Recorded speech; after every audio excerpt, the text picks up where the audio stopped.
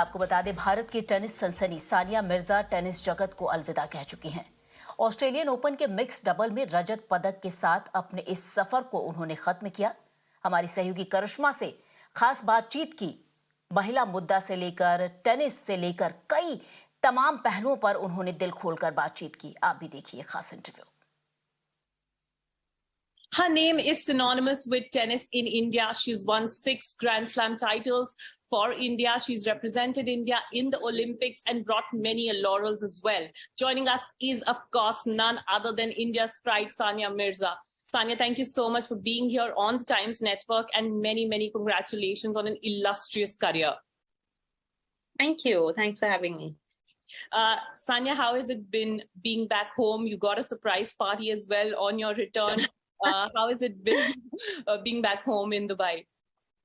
I mean, it's been okay. It was good for the first couple of days because I was just fighting jet lag and resting. But I was actually very surprised at that. My sister organized that sitting in Hyderabad. I don't know how she did it when I came back to Dubai. But I started training already 2 days ago because I am playing a tournament from Monday. So, I mean, it may seem like it's over, but I still have a couple of weeks left. But it's been an amazing ride and obviously an amazing journey for me. And I'm so, I'm full of gratitude. Honestly, that's really it. And Sania, you've been a trendsetter. You've been breaking stereotypes from when I can remember. How would you describe your journey up until now? I mean, I feel like we as a family and myself, we saw this dream as a 6-year-old 30 years ago, and saying that, this is what we want to try and achieve. Play these big tournaments, play Grand Slams, be one of the best players in the world, compete with one of the best players in the world. And we were able to achieve all those dreams. And there's not many people who get to say that, not many people who get to say that, you were number one in the world at what you do. And, number one by far. So it was something that was, I'm so grateful for the journey I've had, and I've had the most amazing journey that I've ever wished or dreamt of. And if somebody told that 6-year-old this 30 years ago, I would have taken it with both hands, So it's been an amazing journey, and even off the court, I mean, it's given me so much. It's made me the person that I am.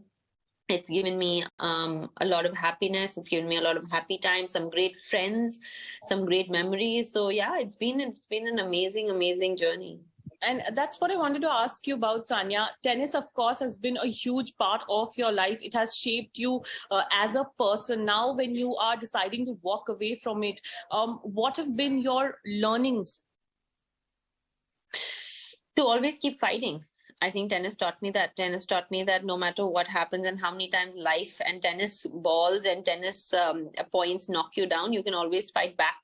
And I think that's why tennis is in my blood. I'm never actually going to leave tennis. Tennis is something that has defined me and made me who I am, and actually made me the person that I am. But tennis has taught me to always say that there can be a next time. Tennis has always taught me that to be humble in victory. It's taught me to be resilient in defeat. It's taught me all those things. It's taught me hard work, discipline, commitment, and it's honestly shaped the human being that I have become. And it has nothing to do with being successful. It only has to do with playing the sport. None of this has to do with actually having the success, and that's why sport is such an important part, I always say, for young kids, because it teaches you all these life lessons that there's no other journey that can teach you that. There's no other book that will ever be able to teach you that. That's why sport has to be a part of everybody's life. And so tennis is never going to leave me. I'm still going to be associated with tennis. I'm going to, in different ways, just not on the court competing. But in different ways, I'll still be around. And Sania, you rose to fame at a time when nobody used to talk about women in sport, and you achieved so much. And now we see a paradigm shift, how women and sport in India is being treated to when you had your struggles, you had your fight in terms of recognition. How does that make you feel? Because when you started to now, there are a lot of girls who look up to you and will continue to do that. Yeah, most definitely. I think that it makes me feel very proud. Even if I played 1% part in that revolution to happen, and 1% part in a young girl to pick up a racket or whatever, not even a racket, to pick up anything that they want, to dream and to dare to dream and say that I can do it, and who has done it. I mean, I feel that I feel really like a chosen one to be able to have started that, that revolution, so to say. And I'm so glad, right? I'm so glad that that's happened, because things have moved by leaps and bounds over the last 30 years since the time that I started. We get Olympic medals from women superstars in different sports. We have superstars in women's sports. We just have a women's IPL. I mean, all this stuff is for the way forward. Are we already there yet? No, we still have a long way to go. But are we better than we were 10 years ago? 100%. And I think all of us, little by little, as women, play our part in that, and I have my part, you have yours, Sindhu has hers, and Mary Kom has hers. Everybody has their parts to play, and how we do that, is by inspiring the next generation and the next generation to follow their dreams, no matter how outside of the box they are. And you spoke about how things have changed. If we talk about women cricketers or even women footballers, baby steps are being taken. Equal match fees could be seen as a small step, but in the larger extent, it is a big moment, because those steps possibly should have been taken long back, but are being done now. So a move is being made when we talk about equality in sports for women. I think nothing happens before its time. And everything takes its course, and we cannot expect that we are going to be so far back in everything else, and then suddenly in sport we are going to be equal. Like, it doesn't work that way.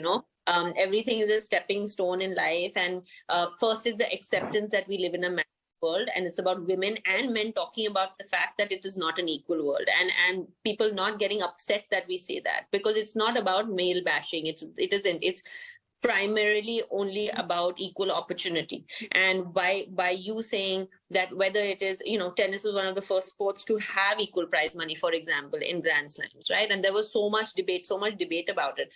But it is not about the money. It is about equal opportunity, because the team, the work, the hard work, the travel, the sacrifices that go for a male sportsman are exactly for the same for the female sportsman. It doesn't change just because she's a female. It doesn't become easier or lesser. So why not? Why is it that they are not getting paid the same? So that was the debate that used to happen. But I'm saying that if other sports are going to follow suit, that is just going to prove that we are in a better direction towards having an equal world. And I think that, again, even in this, I always keep saying that I don't think that, I'm here just to hit tennis balls and win tennis matches. I'm here for a larger reason. It cannot just be that. It cannot be that there are 30, 40 million people following me on social media just because I play tennis. I mean, it can't be that. That could be one of the reasons. But I have been put in this position to make a difference, and whatever little difference that we can all make. So everybody has different layers, and everybody has different jobs to do, so to say, in this world. And I think that we are all here to do for the larger picture, to make the world a little better every day. And if that means equality is going to come by, the first step is going to be equal prize money, then so be it. That's fine. But we still, just because they have equal prize money doesn't make it right, because the mentality shift still has to be there. And Sania, talking about your tennis career, I will put you in a bit of a tough spot and take you back and ask you to choose your favorite moments from your entire tennis career. Maybe I can choose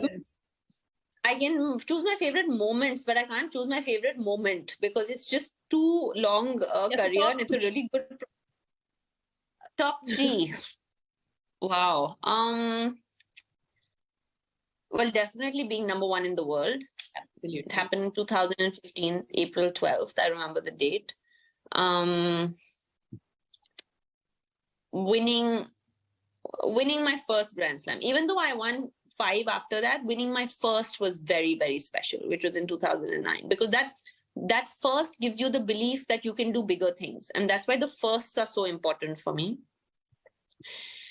And it is tough. I mean, this could change very well in the next interview that we have. I'm just saying. And probably even though I've been able to win 8 or 9 medals at Asian Games, and out of that some were golds and silvers. The first medal I ever won was when I was 15 years old, and that was a bronze medal. And for me, that holds so much value because that gave me the belief that I was able to, that I can go and win the gold over there the next time. So I'm going to say 2002 Busan Asian Games bronze medal. It was very, very special. Wow. Sania, I know you're running out of time, but one last question that I want to ask is, we're also counting down to 15th August 2022. We're celebrating it as Azadi Ka Amrit Mahotsav. If I can ask you, what is your vision for India, the India that you want to see, or the India that you want Izhan to see? I mean, I think that we just touched on that a little Yes. earlier. No, I would want us to live in women to live in an equal world. I would love for young girls to be able to follow their dreams, no matter how outside of the box it is, and it is not held back by cultural or social differences or the way or norms, so to say. Having said all this is changing, but I would love for it to change at a faster pace and not every 30 years or 20 years. Just for us to be in a peaceful and safe environment. I think that we're on our way there, and we are there. But I just feel young girls sometimes, they're still a little apprehensive. Oh my God, should she go out at night? Should she do this and I think that should maybe, that's something that will be my dream. That if I have a young daughter or a young sister, I'd be like, oh yeah, you can go out at 2 a.m. and have zero worries. I think that's something that, would be amazing for all of us women to have, right? And Sania, before I let you go, a message for all Sania Mirza fans. What would you want to say to them who want to be like you, who watch you, and who are your biggest support system, I guess? Just thank you. Thank you for everything. Thank you for the love. Thank you for the support. Thank you for having my back for the last 20 years. Thank you for being behind me and just rooting for me. And I just want to say that it has been an absolute privilege to be able to represent our great country. It has been a privilege to be able to represent you all, and it has been a privilege to have you guys as my fans and as my followers, and as we keep growing, it feels like we are family. Sometimes the way people come and talk to me, I feel like they know more about me than sometimes my parents know about me. So so it's been an absolute privilege and an honor to be able to represent our country and to represent all of you. So just thank you so much for always having my back. Sania Mirza, thank you so much for your time, and it's been an absolute privilege and honor to see you play and bring laurels for our country. Thank you. ये था भारत की सनसनी सानिया मिर्जा का खास interview times network के साथ।